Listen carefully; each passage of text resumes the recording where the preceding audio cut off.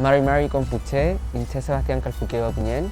Los quiero dejar invitados para este jueves 26 de julio a las 18:30 horas en el Centro Cultural de Carahue.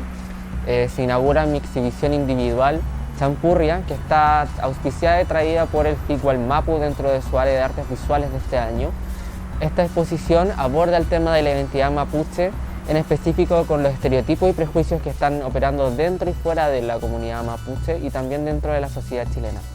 Esta exposición aborda la identidad champurria, esta identidad que no es lo mestizo, sino que confronta este lugar de lo mapuche versus lo chileno, este lugar intermedio, pero que se asume también como mapuche.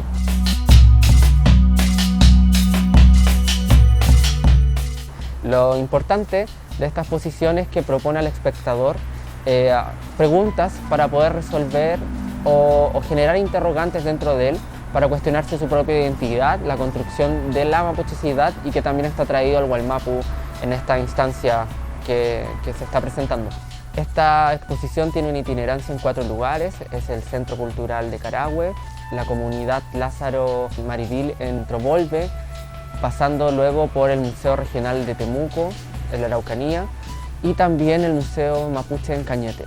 Toda esta exposición está inscrita dentro de este proyecto Champurria, donde se van a ir desglosando distintas obras que van a permitir al espectador dentro de la región de la Araucanía y también en el sector de Cañete poder pensar esta construcción de la mapuchesidad dentro de este lugar.